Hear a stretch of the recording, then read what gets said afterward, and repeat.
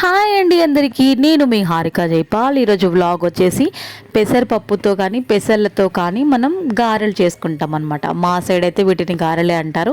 మీ ఏరియాలో ఏమని పిలుస్తారో ఖచ్చితంగా కామెంట్ బాక్స్లో అయితే కామెంట్ చేయండి. సో చాలా టేస్టీగా ఉంటాయి, చాలా సింపుల్ కూడా అనమాట. ముందు రోజు నానబెట్టుకోవాలి పప్పుని కానీ పెసర్లను కానీ నానబెట్టుకొని ఆ నెక్స్ట్ డేకి మార్నింగ్ బాగా వాష్ చేసుకోవాలి. పొట్టు ఊడిపోయేటట్టు బాగా రబ్ చేసి వాష్ చేసుకున్న తర్వాత ఒక దాంట్లోకి తీసుకొని నీళ్ళని అంటే జల్లి గిన్నెలో వేసుకొని నీళ్ళని వంపేసిన తర్వాత ఒక మంచి క్లాత్ తీసుకోవాలి. క్లాత్ తీసుకొని ఆ క్లాత్ మీద మంచిగా ఆరబెట్టాలన్నమాట. అంటే ఫ్యాన్ గాలికి పెడితే ఆరిపోతుంది అంటే అలా ఆరబెట్టవద్దు, మొత్తం అందులో నుంచి వాటర్ అంతా ఇంకిపోతుంది.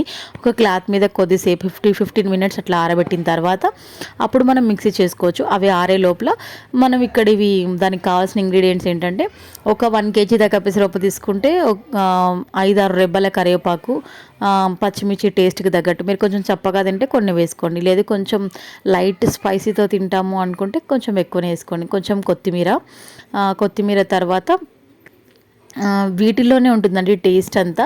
చాలా అంటే చాలా టేస్టీగా ఉంటుంది. ఇప్పుడు కొత్తిమీర యాడ్ చేసిన తర్వాత ఇప్పుడు మనం జీలకర్ర కూడా యాడ్ చేసుకోవాలి. జీలకర్ర కొంచెం ఎక్కువైనా ఏం కాదు, మరీ ఎక్కువ అవసరం లేదు. పచ్చిదే ఇట్లా మిక్సీ పట్టేసేయాలన్నమాట. అది కూడా ఒక 2 స్పూన్స్ వేసేసేయండి. చిన్న స్పూన్తో నేను 2 అయితే వేసేసాను. ఆ తర్వాత కొంచెం మరీ ఎక్కువ వేయకూడదు, అల్లం పేస్ట్ ఫ్లేవర్ ఈజీగా తెలిసిపోతుంది. కొంచెం వేయలేదన్నట్టుగా చాలా కొంచెం వేసుకోండి. వేసుకున్న తర్వాత వీటన్నిటిని బాగా మిక్సీ చేయండి. సాల్ట్ కూడా యాడ్ చేసిన తర్వాత ఇప్పుడు వీటిని మనం మిక్సీ పట్టుకుందాం. మిక్సీ పట్టేసుకొని పక్కన పెట్టుకుందాం.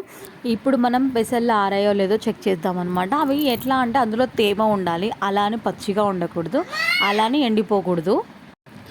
లైట్గా ఇప్పుడు నేను చూపిస్తున్నాను కదా చెయ్యి, అది చూస్తే మీ చేతికి తడి వాటర్ తగలకూడదు అంతే.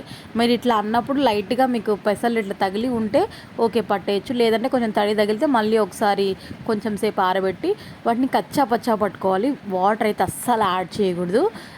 కింద మెత్తగా అవుతుంది కదా పేస్ట్ లాగా, పైన కచ్చపచ్చ ఉంటుంది కదా, మళ్ళీ కలిపి మిక్సీ పట్టకూడదు, అలాగే తీసేసేయండి. కిందది పేస్ట్ పైన పలుకులు అలాగే మిక్సీ చేసి కలిపి పెట్టేసుకోండి పక్కన.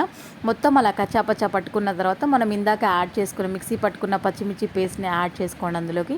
ఆ తర్వాత కొంచెం కారం అయితే యాడ్ చేయండి. పచ్చిమిర్చి యాడ్ చేసినా కానీ కొంచెం కారం యాడ్ చేయండి, కొంచెం అది పసుపు కూడా యాడ్ చేయండి. యాడ్ చేసిన తర్వాత వాటన్నిటిని బాగా మిక్స్ చేయండి. మిక్స్ చేసిన తర్వాత ఒకసారి టేస్ట్ చేయండి, అది సాల్ట్ సరిపోయిందా లేదా అని చెప్పేసి. టేస్ట్ చేసిన తర్వాత ఆయిల్ అయితే హీట్ చేసుకోవాలన్నమాట. ఆయిల్ బాగా హీట్ ఎక్కిన తర్వాత సిమ్లో పెట్టి ఇప్పుడు ఒక బౌల్లో కొద్దిగా వాటర్ తీసుకోవాలి. కొద్దిగా వాటర్ తీసుకొని ఆ వాటర్లో మీ చెయ్యి డిప్ చేసిన తర్వాత ఒక చిన్న సైజ్ లాగా ఒక చిన్న బాల్ టైప్లో రౌండ్గా చేసుకొని కొంచెం పిండిని తీసుకొని దాన్ని మీ ఫింగర్స్ మీద స్ప్రెడ్ చేసుకొని ఎంత వీలైతే అంత పల్చగా స్ప్రెడ్ చేసుకొని ఆయిల్లో వేసేయాలన్నమాట. చాలా చిన్నగా సైడ్స్ నుంచి వదలండి. అలా రాదు అనుకుంటే మీకు తెలుసు కదా వడలు ఎలా వేస్తామో, ఒక ఆయిల్ పేపర్ తీసుకొని దాని మీద వేసి దాని నుంచి మళ్ళీ ఫింగర్స్ మీద వేసుకొని దాని తర్వాత దానికన్నా ఇదే చాలా బెస్ట్. ఆయిల్ కాదు వాటర్ తీసుకోండి, వాటర్లో ఫింగర్స్ డిప్ చేసి ఆ తర్వాత పిండిలో పెట్టి కొద్దిగా స్ప్రెడ్ చేసుకొని వేసేసుకోండి. పిండి గట్టిగానే పట్టుకోవాలి, గట్టిగా పట్టుకుంటే ఏ ప్రాబ్లం ఉండదు. సో ఇలా ఫ్రై చేసుకోవాలి. అది 2 సైడ్స్ తిప్పుతూ సిమ్లోనే పెట్టి ఫ్రై చేసుకోవాలన్నమాట. ఇలా చేసుకున్న తర్వాత లైట్ క్రిస్పీ అయిన తర్వాత తీసేసుకోవాలి. ఇలాగైనా తినొచ్చు, నచ్చిన వాళ్ళు కొంచెం వెల్లిపాయ కారమైన వేసుకొని తినొచ్చు, చాలా టేస్టీగా ఉంటుంది. సో వీడియో నచ్చితే మర్చిపోకుండా అయితే ఒక లైక్ చేయండి.